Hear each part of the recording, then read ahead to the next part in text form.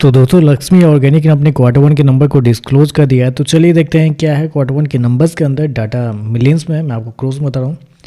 तो देखिए पिछले क्वार्टर में कंपनी ने 709 करोड़ का रेवेन्यू जनरेट किया था ऑपरेशन के थ्रू। पिछले साल की बात करते हैं तो 718 करोड़ के आसपास, जबकि अभी देखें तो गिर के 692 करोड़ आपको जाता हुआ देखने को मिला। तो साल से साल जाते हैं तो साल से साल कंपनी के रेवेन्यू के अंदर गिरावट आपको देखने को मिली। लगभग बोल सकते हैं 3.5 से 4% के आसपास की गिरावट आपको देखने को मिली। वहीं अगर क्वार्टरली बेस पे जाते हैं तो क्वार्टरली बेस पे भी कंपनी के रेवेन्यू के अंदर गिरावट आपको देखने को मिली है।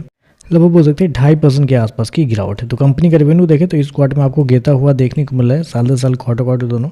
हालांकि केमिकल सेक्टर की कंपनी है तो हमें साल दर साल ही चेक करना रहता है। तो साल दर साल भी देखें तो 4% के आसपास की गिरावट आपको देखने को मिल रही है।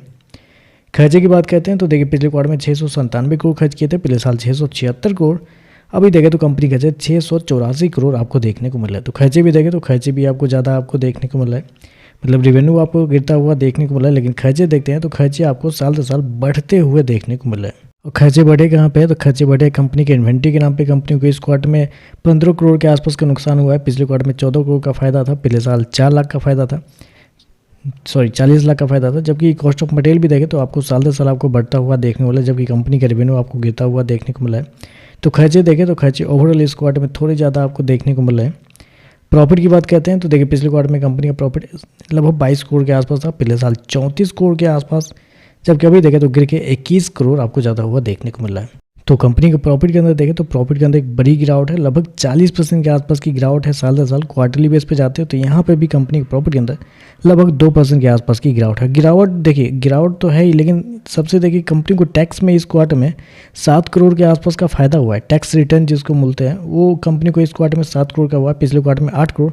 लेकिन पिछले साल कंपनी 19.5 करोड़ के आसपास टैक्स पे की थी, फिर भी कंपनी का प्रॉफिट पिछले साल ज़्यादा है। जबकि इस क्वार्टर में कंपनी को टैक्स में फायदे हुए हैं, फिर भी कंपनी का प्रॉफिट आपको कम देखने को मिल रहा है।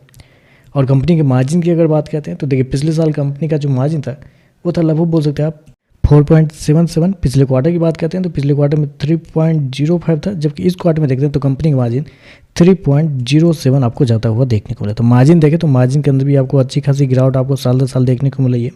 तो मतलब हर पैमाने पे देखें तो कंपनी के नंबर आपको कमजोर देखने को मिल रहे हैं। ईपीएस की बात करते हैं पिछले क्वार्टर में 69 पैसे, पिछले साल 1 रुपये 24 पैसे, अभी देखें तो 77 पैसे आपको देखने को मिला। तो ओवरऑल देखें तो नंबर थोड़े कमजोर आप कर सकते हैं। कंपनी का रेवेन्यू, प्रॉफिट, मार्जिन सारा कुछ आपको गिरता हुआ देखने को मिल रहा है। तो चलिए बस आज के लिए बस इतना ही। वीडियो पसंद आए तो लाइक कीजिएगा, साथ में साथ चैनल को सब्सक्राइब जरूर कीजिएगा। धन्यवाद।